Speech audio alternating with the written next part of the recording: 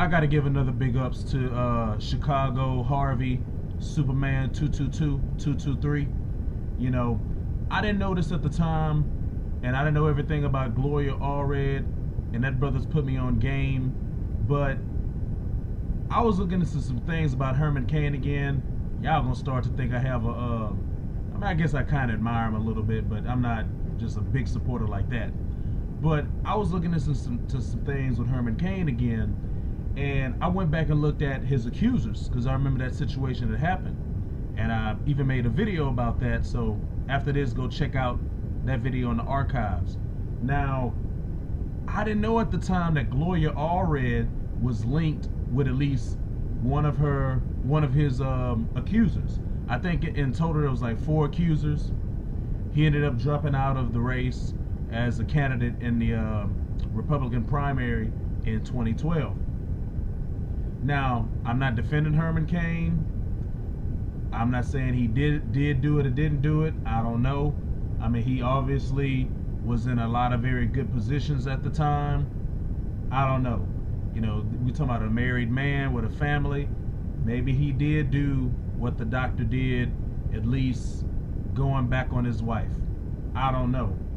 But you had 2 of these women accused sexual harassment, no proof.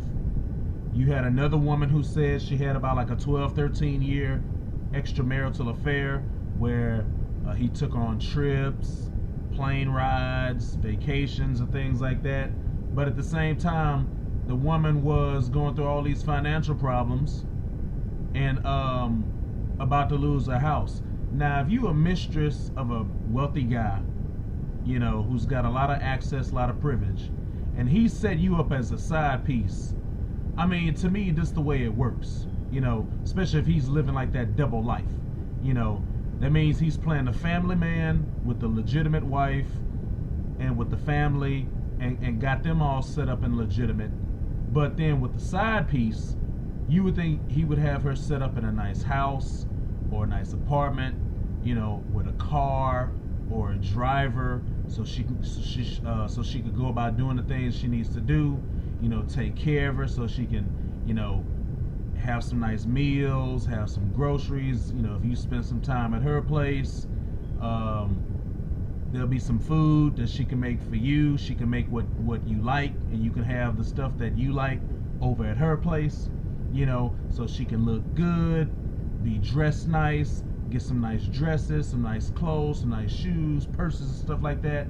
You know, have her hair done looking nice, you know, have a gym membership or something like that, or a personal trainer, keep her body looking tight. I mean, usually those serious side pieces like that, especially for a wealthy man of prominence and means, you know, when you're living that kind of double life, if you're living that kind of double life, you would think this would be something set up nice. And when you hear about, oh, allegedly he broke off the relationship as soon as he decided he was going to run for president, and then she just falls on financial hard times and she was at risk of losing her house. I don't think it works that way. You know, you don't get to have extramarital affairs, decide you want to run for president, you want a clean house, and then you just drop your side piece and you just leave her to be thrown out in the street. I mean, 45 couldn't silence his women for 6 figures. And this man goes around and brags about that allegedly he's a billionaire. Now, I don't think Herman Cain is necessarily a billionaire, but he's probably a multi-millionaire. You know, so you're going to drop this woman and think it's just all going to go away and she's not going to go to the press? I mean, so I don't know about the 2 women who claim sexual harassment. The woman who claimed that she was like a 12-13 year mistress and then she was going to get put out of her house and stuff like that. You mean to tell me you was with this man for 12-13 years as his side piece, as his extra woman, and he don't have you, and he has the means, he has the finances, and he doesn't have you set up in your own place. He doesn't have you set up with a nice car or driver. He doesn't have you set up where you could take care of yourself and look nice and look good and look decent and be presentable when you go out. Keep your body looking right, you know. And if he comes over and spends some time with you or something like that, you know, there'll be some, you know, things and drinks and stuff like that he likes. That way when he's over at your place, he gets a lot of those same comforts when he's at home with the legitimate missus. I mean, I just don't think it works that way. You know, you just can't pull up just some random short-haired white woman to be like, oh, well, yes, Herman and I, we were involved. You know, well, he told me it was over when he was going to run for president. I'm like, really? Come on now. But this woman here, Gloria Allred, you know what she likes to do.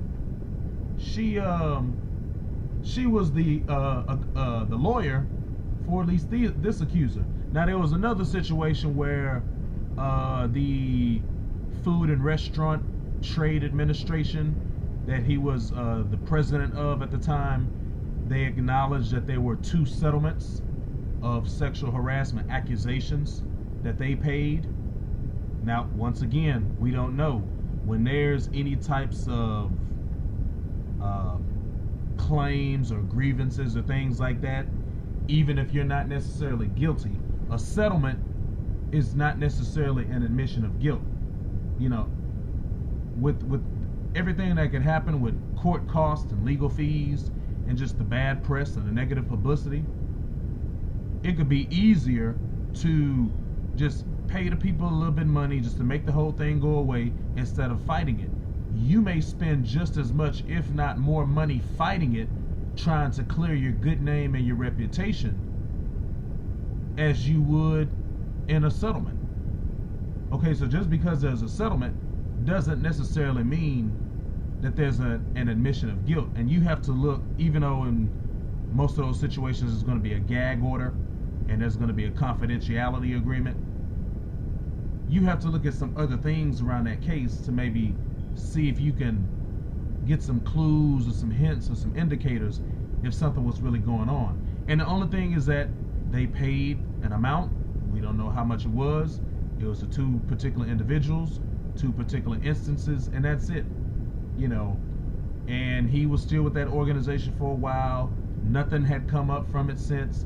You know, this man goes on for about another decade and nothing comes up. Then he runs for president. You know, we don't hear about this when he announced, but we're hearing about it when he started rising up in the polls. He had passed up Rick Perry. He was on the heels with Mitt Romney, even though it was earlier on in the process. You know, he was looking like he was doing very well going into Iowa and around Iowa. And a lot of people were catching on to Herman Cain and to his message, you know.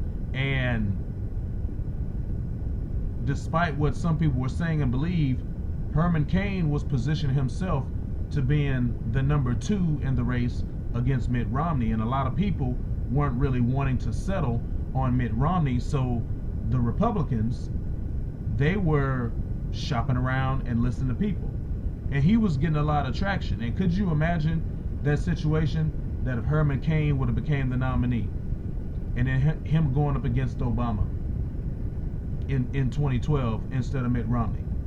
You know, and Herman Cain's personality versus Barack Obama's personality, and Herman Cain's personality as opposed to Mitt Romney's personality. I mean, I will say this, it would have at least been something very interesting to see, you know. And to see now that Gloria Allred, this woman right here, was behind this stuff, at least with one accuser. And the thing that gets me, all these people, look, I'm not a fan of a number of these individuals, but all of these people that talk crap about Al Sharpton, all these people that talk crap about Jesse Jackson, talk about how they're instigators, how they're extortionists, about their hustlers and pimps, and that they race bait. We don't hear anything even before and now in the time of the Me Too Time's Up feminist bull crap. We don't hear anything about how Gloria Allred is an instigator. We don't hear anything about how she's one of these slip and fall ambulance chasers, cheap lawyers. We don't hear anything about how she's a pimp and a hustler and a con, and that she sex baits and sleaze baits and feminist and sexism baits, and how she orchestrates and coddles all these bimbo eruptions. You know, we don't hear anything about that. You know, it's just, we should just believe these women because they have a story to tell. And women don't lie, especially women who look like this. In all of the history of the United States, the women who look like this, especially when the situation has been this, these women have never been known to lie. No, nobody ever got hurt. No one ever lost their business. No towns were ever burned down. No innocent blood was ever shed. No one was ever beaten, mutilated, and killed. No one was ever falsely accused. Absolutely not. Because in this situation, these women always tell the truth. Okay? So, I don't know what the truth is. I don't know the story. I wasn't there. I don't have all the facts. But when it's this woman involved, and when it's a brother that's high profile, looking to do some things, you know, which is kind of funny. I mean, you already had Obama in office, but let's just say if Herman Cain would have became the nominee, he goes up against Obama. Let's say he beats Obama. So then you got now back-to-back brothers that are president. One a Democrat, one a Republican. One who's more to the left, and another one who's a conservative. You know, two different agendas, two different ideas, two different visions, two different proposals and directions for the country, and two different backgrounds and upbringings growing up. Like I say, that would have at least been something interesting to see, to go from one to the other. You know, I'm pretty curious on how that would have played out if we would have gone from Obama to Cain, even if they only would have had one term each. It definitely would have been interesting, you know.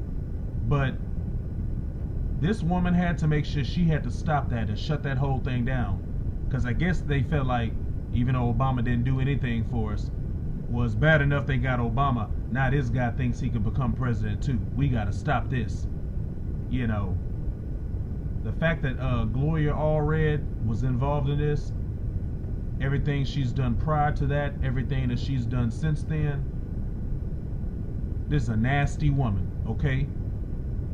This is a wicked woman. I don't want to believe anything she has to say. Her and Michael Avenatti, the ilk, the people that she rolls with, a number of the women that she has represented that are of ill repute, I don't want to hear anything from Gloria Allred. This woman is just terrible. No one should believe anything when it's Gloria Allred. And she's supposed to be this big feminist, and she supported all the abortion stuff back in the day. And you know what the abortion and Planned Parenthood, you know what that was really about, and how they wanted to target certain communities with that junk and the legacy of Margaret Sanger. So Gloria Allred, her and her daughter and all the people involved with her, they have issues, they have problems, you know.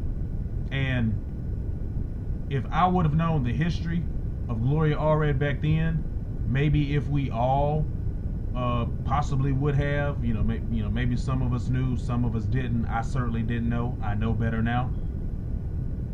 Maybe it would have been different. And I know Herman Cain, you know, is a conservative, is a Republican. He was running as a Republican. He was seeking the Republican nomination. But at least if we as a people would be on code for the betterment of the community, instead of being just so devoted to one side of the aisle, even though maybe social media wasn't as big of a thing then as it is today, perhaps, you know, maybe we could have gotten on code and we could have come to the defense of Herman Cain with all these so-called accusers. You know, because especially if his wife isn't throwing him under the bus, and if she's not corroborating any of the stories of sexual harassment or extramarital affair, you know, then what can any of us add to the discussion? And we weren't there. I mean, if you knew something about it, okay, fine, but I'm sure most people didn't know. So with the exposure that Gloria allred is getting now, maybe that vindicates Herman Cain a little bit. I mean, he's going to continue to, you know, do the things that he's been doing. You know, he's not going to take that Federal Reserve governor position that 45 was thinking about nominating him for, but he's going to keep doing this thing. But this whole Me Too time's up, you know, this J-fetic woman's feminist bull crap, this stuff needs to go away. And see, now these males that come from that community, now they having to suffer, and they're getting it. I don't have any sympathy for them. That's why they're so frustrated now.